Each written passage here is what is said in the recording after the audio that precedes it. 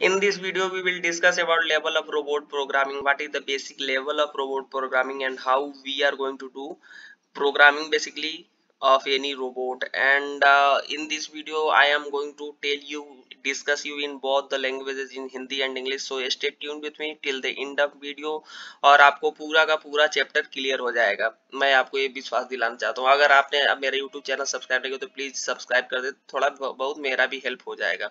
अब देखिए सीधे आते हैं level of robot programming. Basically 4 level में हम लोग रोबोट की प्रोग्रामिंग करते हैं। पहला है सिंपल मोशन का प्रोग्रामिंग करते हैं, दूसरा कम में कम्प्लेक्स मोशन का प्रोग्रामिंग करते हैं, तीसरे में टास्क का, और चौथे में आर्टिफिशियल इंटेलिजेंस की हेल्प से हम लोग प्रोग्रामिंग कर रहे होते हैं। तो हम लोग 4 लेवल में रोबोट की प्रोग्रामिंग को पूरा करेंगे। अब देखिए जो रोबोट प्रोग्रामिंग का मेथड्स है, बेसिकली 2 तरीके से हम लोग रोबोट प्रोग्रामिंग करते हैं, एक ऑनलाइन और दूसरा एक ऑफलाइन, जिसको सिमुलेशन भी बोलते हैं। तो हम लोग ये सब बाद में डिटेल में पढ़ेंगे, अभी बस आप टाइप देख लीजिए। और ऑनलाइन 2 तरीके से करते हैं, टीचिंग और दूसरा प्लेबैक या लीड थ्रू मेथड भी बोलते हैं इसको। और ऑफलाइन या सिमुलेशन में हम लोग text based, CAD based macro programming, interactive graphic based programming, ऐसे 3 तरीके से हम लोग ऑफलाइन सिमुलेशन करते हैं। राइट। अब हम लोग पढ़ते हैं कि रोबोट सिमुलेशन क्या होता है। रोबोट सिमुलेशन एक बहुत इंपॉर्टेंट टॉपिक है जो आपके यूनिवर्सिटी एग्जाम्स में इस पे क्वेश्चंस बहुत ज्यादा पूछे जाते हैं। So basically simulation is the artificial of the operation of a real world process और सिस्टम ओवर टाइम। हम लोग कोई भी एक मान लीजिए रियल वर्ल्ड में आपको कोई भी एक पार्ट बनाना है, कोई भी एक बॉडी बनाना है, तो हम उसका एक मॉडल बना लेते हैं, आर्टिफिशियल मॉडल बना लेते हैं, और उस पर डिफरेंट टाइप के ऑपरेशंस को करके हम सिस्टम को चेक करते हैं कि टाइम के साथ क्या वो पूरा का पूरा फिट बैठ रहा है या नहीं। ठीक। तो बेसिकली सिमुलेशन में हमको क्या रिक्वायरमेंट होती है, एक मॉडल की रिक्वायरमेंट होती है जिसको हमको डेवलप करना होता है, और ये मॉडल रिप्रेजेंट करता है डिफरेंट टाइप के कैरेक्टरिस्टिक्स को, बिहेवियर को, फंक्शन को, किसके फंक्शन को, उस सिस्टम को जिसको हमको अपने रियल वर्ल्ड में बनाना है। ठीक। जिसका मॉडल हम लोग बना रहे हैं, जिस भी बॉडी का मॉडल हम लोग बना रहे हैं, रियल वर्ल्ड में उसका क्या फंक्शन, बिहेवियर, कैरेक्टरिस्टिक्स होगा, उसको ये मॉडल रिप्रेजेंट कर रहा होगा। समझ गए। बेसिकली हमको अगर मैं एग्जांपल दे करके आपको एक समझाता हूँ। लाइक अगर हम लोग को एक कार बनाना है, ठीक है, तो उसमें हम लोग डिफरेंट टाइप के लाइक ऑपरेशंस करेंगे, वेल्डिंग हो गया, डिफरेंट टाइप के ऑपरेशंस करेंगे। तो जिससे कि मान लीजिए अगर हम वेल्डिंग का ही ऑपरेशन ले रहे हैं और इस वेल्डिंग को परफॉर्म करने के लिए हम लोग डिफरेंट टाइप के रोबोट्स का यूज कर रहे हैं। ठीक। तो हम लोग एक पहले मॉडल बना लेंगे, मॉडल बना करके हम लोग ये विजुलाइज कर पाएंगे कि सारे फैक्टर्स सही सही है या नहीं। लाइक दो जो रोबोट्स है उनके बीच में प्रॉपर गैप है या नहीं, ठीक है, और हाइट है या नहीं, रोबोट्स की प्रॉपर हाइट है या नहीं कहीं, और वर्चुअली हम लोग चेक कर लेंगे कि सो दैट कि अगर हम लोग रियल वर्ल्ड में उसको बनाना शुरू करते हैं तो हमको कोई नुकसान ना हो, किसी भी प्रकार का कोई डैमेज ना हो। तो पहले ही हम लोग चेक कर लेते हैं और जितना रिक्वायरमेंट होता है उस हिसाब से हम लोग चेंज कर सकते हैं। ठीक है।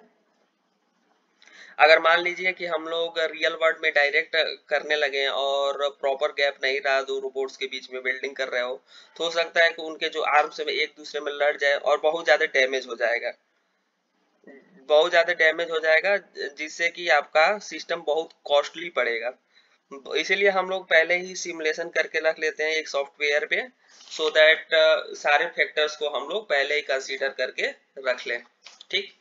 तो सेकेंड वाला पॉइंट अब उसके बाद आते हैं, ये था simulation. The act of simulating something first require that A model be developed. किसी भी चीज का सिमुलेशन बनाने के लिए हम लोग एक मॉडल की आवश्यकता होती है, और वो मॉडल क्या रिप्रेजेंट करता है, characteristics, behaviour, function of selected physical और एब्स्ट्रैक्ट सिस्टम और प्रोसेस। वो जिस भी सिस्टम को हमको बनाना है उसके बिहेवियर, फंक्शन को वो रिप्रेजेंट करेगा। ठीक। Simulation at the 4 dimension time to the 3D world. 3D world में एक और डायमेंशन ऐड कर देता है जिसको हम लोग टाइम ही बोलते हैं। ये देखिए एक फिगर में मैंने दिखाने की कोशिश की है, जिसमें एक बॉडी है जिसमें डिफरेंट टाइप के ऑपरेशंस डिफरेंट रोबोट्स के हेल्प से की जा रही है। तो प्रॉपर गैप, प्रॉपर हाइट, हर चीज को पहले हम सिमुलेट करके सॉफ्टवेयर पे सिमुलेशन कर लेते हैं, एक मॉडल बना करके रख लेते हैं ताकि हमारा जो ऑपरेशन हो वो स्मूथ हो, किसी भी तरह का कोई हानि ना हो।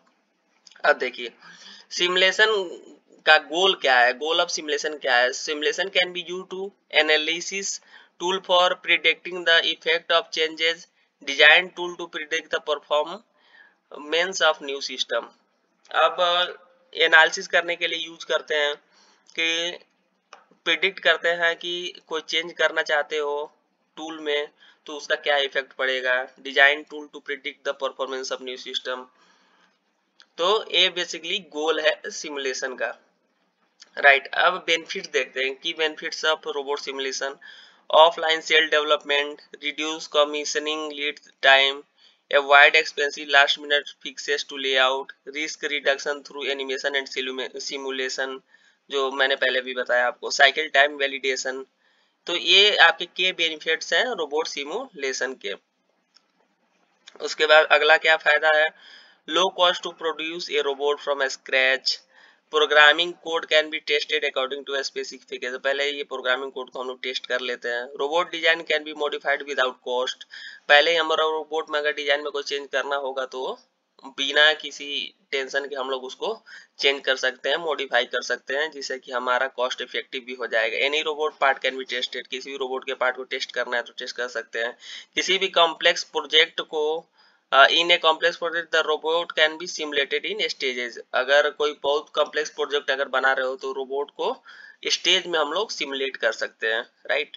ए complete situation can be determine if the robot meet the specification, almost all simulation software are compatible with a wide range of programming languages.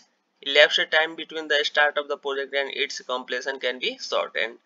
तो ये सारे की बेनिफिट्स हैं। डिसएडवांटेजेस क्या है रोबोट सिमुलेशन के, तो बेसिकली द रियल वर्ल्ड में subject the robot as to many more scenarios than in a virtual world.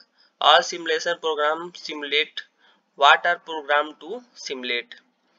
तो ये बेसिकली दो तरीके के डिसएडवांटेजेस हैं। अब सिमुलेशन कहाँ पे अप्रोप्रिएट नहीं होता है, basically when the program can be solve by common sense, जब आप ऐसा कोई प्रोग्राम हो जिसको आप कॉमन सेंस से सॉल्व कर सकते हो तो वहाँ पे सिमुलेशन की कोई ज्यादा आवश्यकता होती नहीं है, अप्रोप्रिएट होता नहीं है। अब मान लीजिए कोई प्रॉब्लम है उसको हम लोग एनालिटिकली सॉल्व कर ले रहे हैं तो वहाँ पे भी सिमुलेशन की कोई आवश्यकता नहीं होती है। अब जहाँ पे हम लोग डायरेक्ट आप एक्सपेरिमेंट्स के थ्रू रिजल्ट्स निकाल पाते हो वहाँ पे सिमुलेशन की आवश्यकता नहीं होती है। अब if cost exceeds savings, if resources or time are not available, if system behavior is too complex, example like human behavior, बहुत ज्यादा कॉम्प्लेक्स बिहेवियर होगा तो वहां पे भी सिमुलेशन करना काफी आसान काम नहीं होगा, तो क्या वहां पे सिमुलेशन करना एप्रोप्रिएट नहीं होता है, ठीक। अब अगले वाले में हम लोग देखेंगे अगले वीडियो में विजुअल कंपोनेंट और कैरेक्टरिस्टिक्स क्या होते हैं। तब तक के लिए धन्यवाद। ये था कि रोबोट सिमुलेशन क्यों अप्रोप्रिएट नहीं है, रोबोट सिमुलेशन के डिसएडवांटेजेस एडवांटेजेस देखे, की बेनिफिट्स देखे हमने, और गोल क्या था सिमुलेशन का, रोबोट सिमुलेशन होता क्या है, कैसे करते हैं प्रोग्रामिंग, रोबोट प्रोग्रामिंग।